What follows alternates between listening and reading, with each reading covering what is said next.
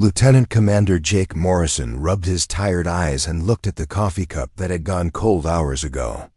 The deep space monitoring station was quiet, except for the soft hum of computers and the occasional beep from the equipment.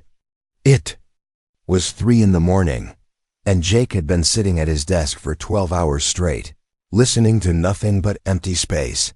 Earth had only recently built its first faster-than-light communication system. The massive array of dishes and receivers, set on the dark side of the moon, constantly scanning the stars for any sign of intelligent life. For 6 months, they had heard nothing but cosmic background noise and the occasional burst from distant pulsars. Jake was about to take another sip of his cold coffee when every screen in the room suddenly lit up with flashing red warnings. The main computer started beeping frantically, and data began streaming across the monitors faster than he could read it. His hands flew across the keyboard as he tried to make sense of what was happening. The signal was coming from somewhere in the Andromeda sector, but it was unlike anything they had ever detected. It was clearly artificial, with complex patterns and mathematical sequences that could only come from an intelligent source. But more than that, it was powerful. Whatever was sending this message had technology that made Earth's best equipment look like tin cans and string. Jake grabbed his phone and called Dr. Lisa Martinez, the head of the Xenolinguistics department. She answered on the second ring, sounding groggy. "Jake, do you know what time it is?" she asked. "Lisa, you need to get down here right now," Jake said, his voice shaking with excitement. "We've got something big, really big." 20 minutes later, Lisa burst through the doors of the monitoring station, her hair still messy from sleep. She took one look at the data streaming across the screens and her eyes went wide. "My God," she whispered. "This is it. This is first contact." Over the next 18 hours, Lisa and her team worked around the clock to decode the message. The signal used a complex mathematical language, but the aliens who sent it were clearly trying to make it as easy as possible to understand. They had included basic mathematical concepts, pictures of atomic structures, and even simple drawings that showed the layout of their star systems. As the message became clearer, the excitement in the room turned to worry, then to fear. The signal was not a greeting or an invitation to friendship. It was a desperate cry for help. The message came from something called the Galactic Cooperative, which was made up of 12 different alien species spread across hundreds of star systems. For thousands of years they had lived in peace, sharing knowledge and resources. They had never known war on a galactic scale, but now they were dying. The message told of an ancient enemy called the Devourers. These creatures were part machine, part living tissue, and they had one purpose: to consume everything in their path. They ate planets, stripped them down to bare rock, and used the materials to build more of themselves. They had been sleeping for 1,000 years, but something had woken them up, and now they were spreading across the galaxy like a plague. The cooperative had tried to fight them, but their weapons were designed for peace, not war. They had rules about how battles should be fought, limits on what kind of damage was acceptable. The Devourers had no such limits. They simply consumed everything. The message included star charts and technical information about the Devourers. Movement patterns. Lisa's team ran the data through Earth's best computers, and the results made everyone in the room go silent. The Devourers were heading toward Earth's section of the galaxy. If they continued on their current path, they would reach Earth in less than 10 years. Captain Ryan Bennett arrived at the monitoring station the next morning. He was the head of Earth's Space Defense Initiative, a military program that had been created to protect Earth's growing colonies on Mars and the outer planets. He was a tall, serious man with gray hair and eyes that had seen too much combat during the Mars colonial wars. Lisa showed him the decoded message, and Ryan read it twice before speaking. "So we have 2 choices," he said finally. "Help them fight these Devourers, or wait for the Devourers to come to us." "That's about the size of it," Lisa replied. The cooperative is offering to share their technology with anyone who will help them. Their science is thousands of years ahead of ours. Ryan nodded slowly. I need to take this to the president. This is way above my pay grade. 3 days later, President Maria Santos sat in the Oval Office, reading the full report on the alien message. She was a former general who had served in the African water wars before entering politics. She understood military strategy, and she could see the problem clearly. If we help them, we're committing to a war against an enemy we know nothing about. She said to her advisors, if we don't help them, we'll be fighting that same enemy alone in 10 years, and we'll have lost any chance of having allies. The room was quiet for a long moment. Finally, the president made her decision. We're going to help them, she said. Not just because it's the right thing to do, but because it's the smart thing to do. We're stronger together than apart. She turned to Ryan. I want you to put together a military force. Something that can travel to their space and make a real difference in this war. How long do you need? Ryan thought for a moment. Give me 6 months to prepare, and I'll give you a fleet that can reach their territory. You've got 4 months. The president said, every day we wait, more of their worlds die. The next morning, President Santos announced Operation Lighthouse to the world. For the first time in human history, Earth was going to war among the stars. The response was immediate and overwhelming. Volunteers flooded recruitment centers, and the world's best scientists and engineers dropped everything to work on new weapons and ships. Colonel Amy Rodriguez was chosen to lead the mission. She was a veteran of the Mars colonial wars, known for her brilliant tactical mind and her ability to win battles that should have been impossible. She had never lost a campaign, and she had never left a soldier behind. As she stood in the shipyard, watching the construction of humanity's first interstellar warship, Amy felt the weight of responsibility on her shoulders. In 4 months, she would lead Earth's children into the unknown, to fight an enemy that had never been defeated. She didn't know it yet, but she was about to show the galaxy what humans were really capable of. 4 months after Operation Lighthouse began, the human fleet left Earth's solar system. The flagship was called AAS Defiance, a massive battleship that carried over 3,000 crew members and enough weapons to level a small moon. Colonel Amy Rodriguez stood on the bridge, watching the stars stretch into lines as they entered faster-than-light travel for the first time. The journey to Kepler station took 2 weeks. During that time, Amy and her officers studied everything they could about the Galactic Cooperative. The aliens had sent detailed files about their species, their technology, and their way of life. What struck Amy the most was how peaceful they were. In thousands of years, they had never fought a real war. Major Chris Taylor, the fleet's tactical officer, sat across from Amy in the briefing room.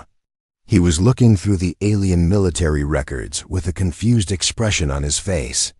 Colonel, I don't understand their battle plans, he said. They have rules for everything. They won't attack civilian targets. They won't use weapons that cause too much environmental damage. They even have limits on how many ships they can lose in a single battle. Dr. Helen Brooks, the fleet's xenobiologist, looked up from her own research. It makes sense when you think about it, she said. They've been living in peace for so long that war is almost like a game to them. They have rules because they can't imagine doing it any other way. Amy frowned. Rules are fine when everyone follows them. But if the enemy doesn't play by the same rules, you lose. When the human fleet arrived at Kepler Station, they were met by ships unlike anything they had ever seen. The alien vessels were beautiful, with smooth curves and elegant designs that looked more like art than weapons of war. They glowed with soft lights and moved through space with graceful, flowing motions. The station itself was enormous, built inside a hollow asteroid that had been carved out and turned into a city. Millions of beings from 12 different species, lived and worked there, and it was the military headquarters for the entire Galactic Cooperative. Admiral Tethfer of the Zanari was waiting for them at the docking bay. The Zanari were tall, thin beings with pale blue skin and large, dark eyes. They communicated through a combination of speech and telepathy, and their voices had a musical quality that was both beautiful and strange. "Welcome, humans of Earth," Admiral Tethfer said as Amy and her officers stepped onto the station. "We are grateful that you have come so far to help us." Amy looked around at the aliens who had gathered to see the humans arrive. There were the crystalline Vorthek, whose bodies looked like living diamonds. The amphibious Quellan had smooth, wet skin and gill slits on their necks. The insect-like Thraxi clicked and chittered as they moved on 6 legs. All of them stared at the humans with curiosity and wonder. "We came as soon as we could," Amy said. "Show us what we're dealing with." Admiral Tethver led them to a massive command center where holographic displays showed the current state of the war. Red areas marked systems that had been consumed by the Devourers. Yellow areas showed systems under attack. The amount of red on the map was terrifying. "We have been fighting for 3 years," the Admiral explained. "We have lost 47 worlds and over 2 billion lives. Our fleets engage the Devourers when possible, but we can only slow them down. We cannot stop them." Major Taylor studied the tactical displays. "Why don't you just hit them with everything you have? Concentrate your entire fleet and smash them." Several aliens in the room made sounds of shock and dismay. Admiral Tethver's large eyes widened even further. "We cannot do such a thing," he said. "The Accords of Peaceful Resolution forbid the use of overwhelming force. We must always leave our enemies a path to retreat. We must minimize collateral damage. We must protect civilian populations, even if it means accepting defeat." Amy and her officers exchanged glances. Dr. Brooks cleared her throat and asked, "What happens if you break these accords?" "It would be unthinkable," Admiral Tethver replied. "We would become no better than the Devourers themselves." That evening, Dr. Brooks made a discovery that changed everything. She had been examining the medical records of the cooperative species, comparing them to human physiology. What she found was shocking. She called Amy and the other officers to her laboratory. "I need to show you something," she said, her voice filled with excitement and disbelief. "Look at these comparisons." She pulled up a holographic display showing the physical capabilities of different species. The Zanari could lift about 50 pounds at maximum effort. The Vorthek were stronger, but could only handle about 100 pounds. The most physically powerful species, the Quellan, maxed out at around 200 pounds. "Now look at this," Dr. Brooks said, pulling up human data. "The average human can lift 300 pounds without training. With training, we can lift over 1,000 pounds. Our bone density is 3 times higher than any other species. Our muscle fiber is twice as efficient. Our cardiovascular system can operate at performance levels that would kill most of these beings." Major Taylor whistled softly. "No wonder. They think we're strange." "It gets better," Dr. Brooks continued. "Look at environmental tolerance. Most of these species need environmental suits to survive in temperatures below 60 degrees or above 90 degrees. They can't handle atmospheric pressure variations of more than 10%. They need specific gas mixtures to breathe." "And humans?" Amy asked. "We can survive in temperatures from below freezing to over 100 degrees. We can function at sea level or at high altitude. We can hold our breath for minutes underwater. We can run for hours without stopping. By their standards, we're practically indestructible." Dr. Brooks paused and looked at each of them seriously. "There's something else. I ran an analysis of Earth's environmental conditions compared to the homeworlds of all cooperative species.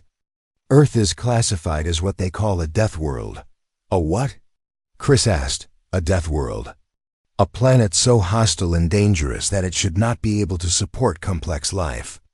Our gravity is twice the galactic average. Our weather patterns are considered extremely violent. Our ecosystem is filled with predators and toxins that would be lethal to most galactic species. According to their science, nothing should be able to evolve on Earth. Amy felt a chill run down her spine. But we did evolve there. Exactly. Earth made us into something that doesn't exist anywhere else in the galaxy. We're the product of 4 billion years of survival of the fittest on a planet that was trying to kill us every day. We're not just another species joining the fight. We're the galaxy's apex predators. The next day, Sergeant First Class Tony Williams was demonstrating human capabilities to a group of alien military officers. Tony was an average soldier, not particularly large or strong by human standards. But when he picked up a piece of equipment that normally required 2 Zanari to lift, the alien stepped back in amazement. When he ran a mile in full combat gear without stopping, several Quellan medics rushed forward with emergency medical equipment, certain he was about to collapse and die. When he showed them how humans could function with injuries that would incapacitate other species, the room fell silent. Admiral Tethfer approached Amy after the demonstration. His musical voice was filled with something that might have been hope. We may have been wrong about the nature of this war, he said quietly. We thought we needed better weapons or better tactics. But perhaps what we needed was better warriors. Amy nodded, understanding for the first time why the distress signal had reached Earth. The galaxy hadn't just been calling for help. It had been calling for something that could save it, something like humanity. The first joint operation between humans and the Galactic Cooperative took place at Proxima Centauri, where a Devourer advance force had landed on 3 planets. The alien fleet consisted of 200 ships, all following the careful battle plans that had been used for generations. They would approach slowly, engage only the military targets, and try to drive the Devourers away with minimal damage to the system. Colonel Amy Rodriguez looked at their plan and shook her head. This won't work, she told Admiral Tethfer during the planning meeting. By the time you get close enough to engage them, they'll have stripped those planets bare and moved on to the next system. But the Accords require us to follow proper procedures, the Admiral replied. We cannot simply attack without warning. We must give them a chance to withdraw. They're not going to withdraw, Major Chris Taylor said.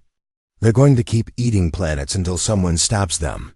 Amy stood up and walked to the holographic display showing the Devourer positions. Here's what we're going to do instead. We hit them hard and fast. We don't give them time to react. We use everything we have. The alien officers in the room looked shocked. A Vorthek commander spoke up, his crystalline body flickering with distress. Such tactics are forbidden. The loss of life would be enormous. The loss of life will be enormous if we don't stop them here, Amy replied. Sometimes you have to choose between bad and worse. 3 days later, the combined fleet dropped out of faster-than-light travel at the edge of the Proxima Centauri system. The Devourer ships were already there, massive black vessels that looked like giant insects, feeding on the planets below. They had been consuming the worlds for weeks, and the damage was already severe. Squadron leader Kelly Martinez led the first wave of human fighters. She was a pilot who had earned her reputation during the Mars colonial wars, known for taking risks that other pilots wouldn't even consider. Her squadron of 20 fighters dove straight into the heart of the Devourer formation. Remember, Kelly said over the radio to her pilots, we're not here to play games, we're here to win. The human fighters moved in ways that confused both the Devourers and the cooperative observers.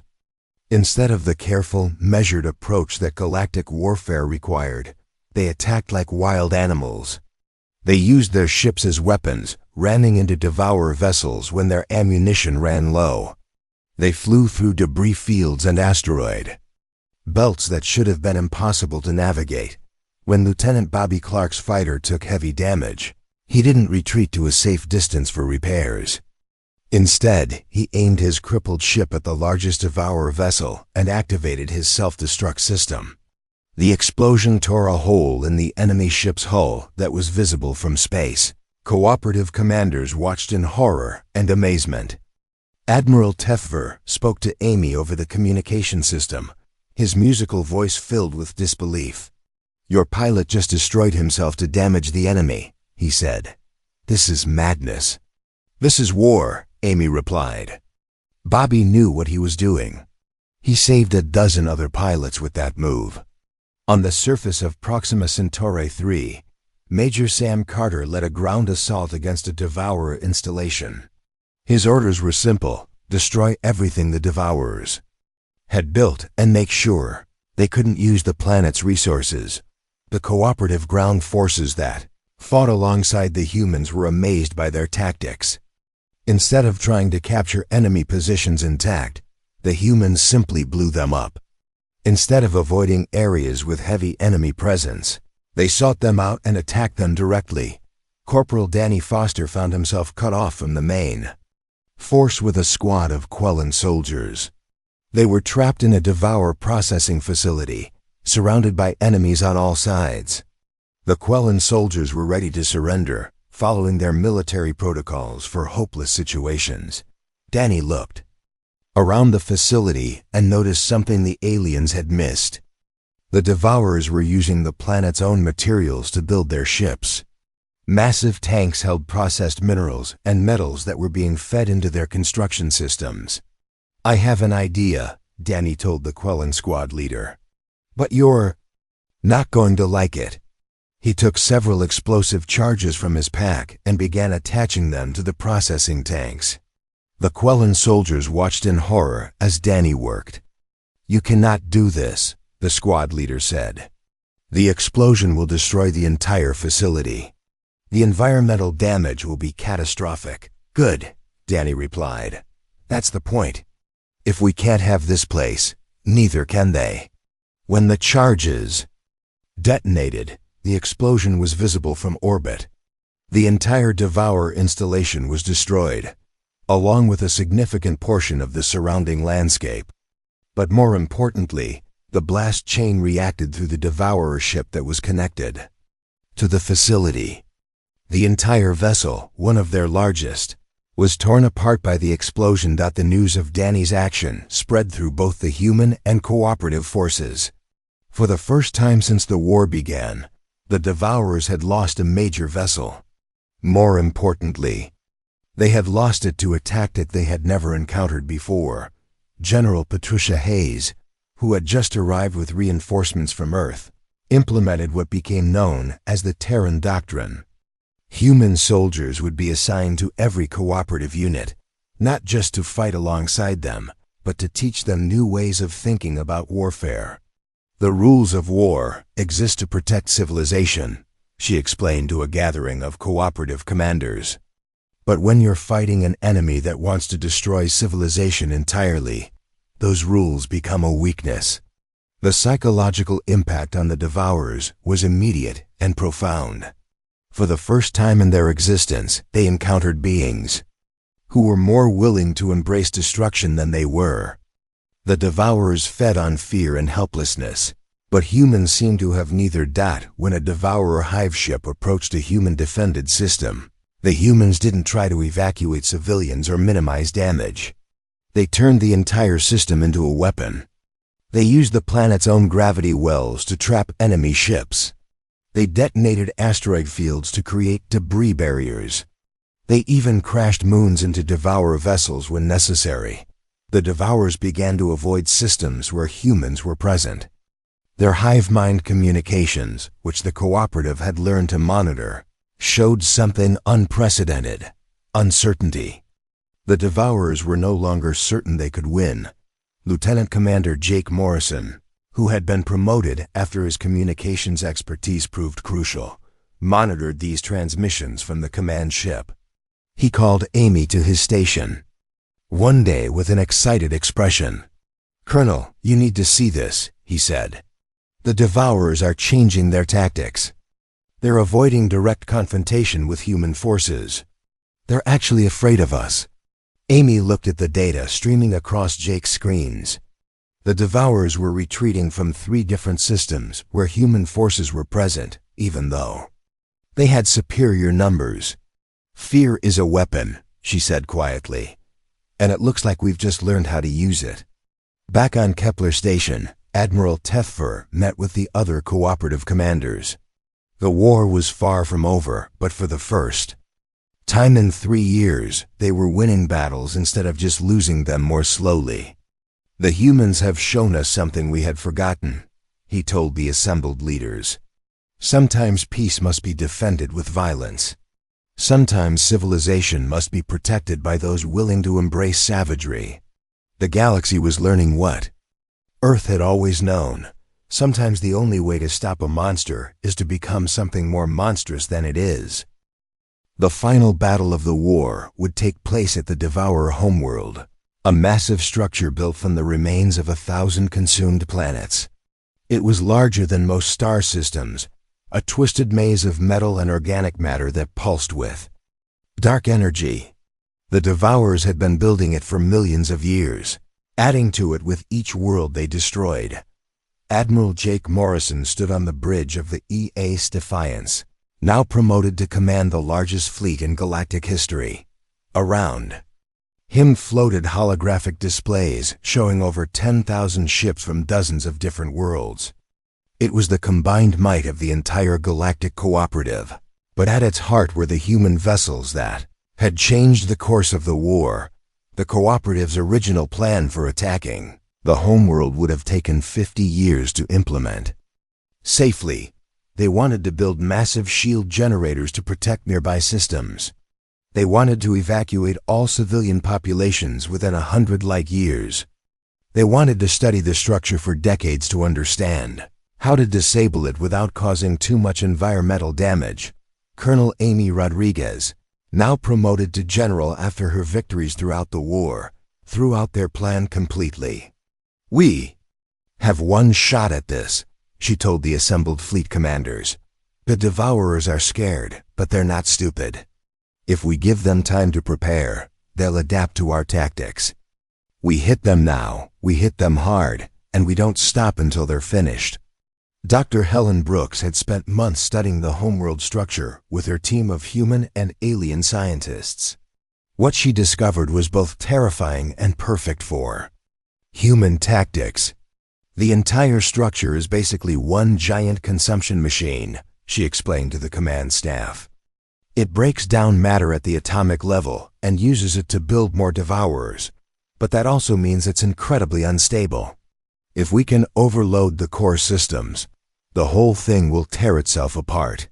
Major Chris Taylor, now a colonel, looked at the tactical displays. "How do we get to the core? The thing is defended by millions of Devourer ships." Amy smiled, and several of the alien commanders took a step back. They had learned to fear that expression over the past year of fighting. "We don't go around the defenses," she said. "We go through them." The battle began with the largest coordinated attack in galactic history. Human fighters led the charge, diving straight into the densest part of the Devourer defenses. They didn't try to avoid the enemy fire. Instead, they flew directly through it, using their destroyed ships as cover for the ones behind them. Squadron leader Kelly Martinez had survived dozens of battles by using tactics that would have been considered suicidal by anyone else. Now she led her pilots on the most dangerous mission of the war.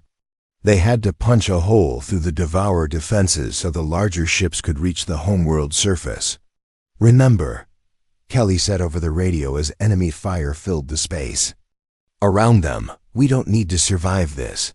We just need to make sure the mission succeeds." Her squadron tore through the Devourer formation like bullets through paper. When their weapons ran out, they used their ships as weapons.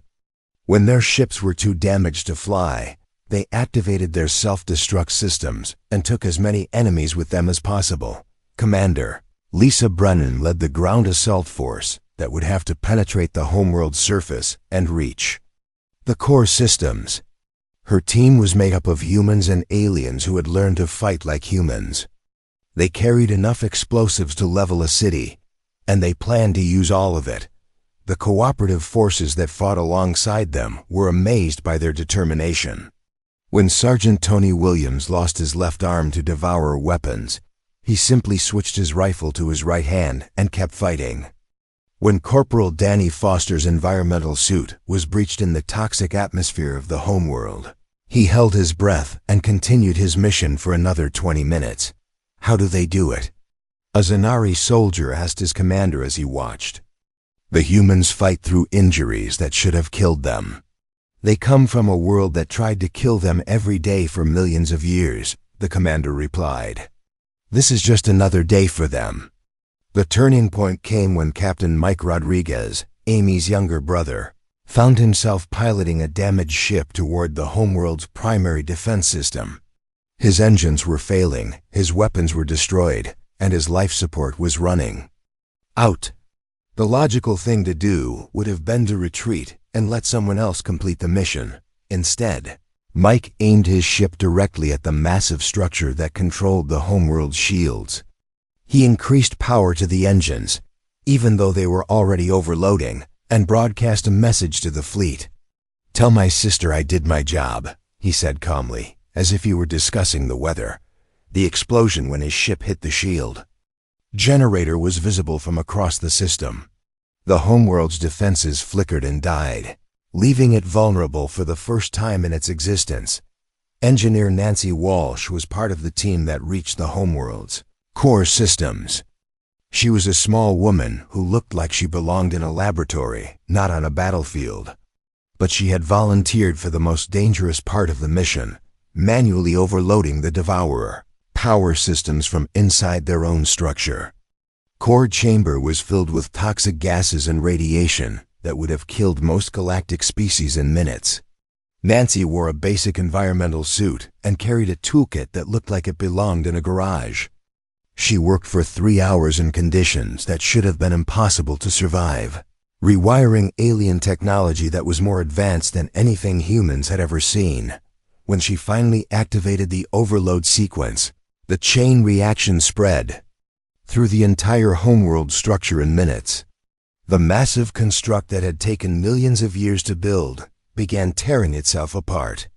The Devourers tried desperately to stop the reaction, but Nancy had done her job too well. The explosion was visible from dozens of light years away. The homeworld that had seemed indestructible simply vanished, taking with it the central command structure that controlled all Devourer forces across the galaxy. In the aftermath, something unprecedented happened. The surviving Devourers didn't try to regroup or continue fighting. Instead, they retreated to the farthest edges of the galaxy and entered a state that the cooperative scientists could only describe as permanent hibernation. They were not destroyed, but they were broken. For the first time in their existence, they had encountered beings more willing to embrace destruction than they were. 6 months after the final battle, President Maria Santa stood before the newly formed Terran Cooperative Alliance. The old Galactic Cooperative had been dissolved, replaced by a new organization that put humans in charge of military affairs while the other species handled diplomacy, science, and culture. "We didn't seek out this war," she told the assembled representatives from hundreds of worlds. "But when the galaxy called for help, Earth answered. We will continue to answer for as long as the galaxy needs protectors." The speech was broadcast across thousands of worlds, translated into hundreds of languages. But the message was simple and clear. The Deathworlders of Earth were watching, and they would not let the darkness return. On Luna, the new Galactic Defense Academy was training the next generation of warriors. Human instructors worked alongside alien students, teaching them the tactics that had saved the galaxy. Above the main entrance, carved in stone in every language of the Alliance, were the words that had become their motto: "When the galaxy calls, Earth answers." The war was over. But the watch had just begun.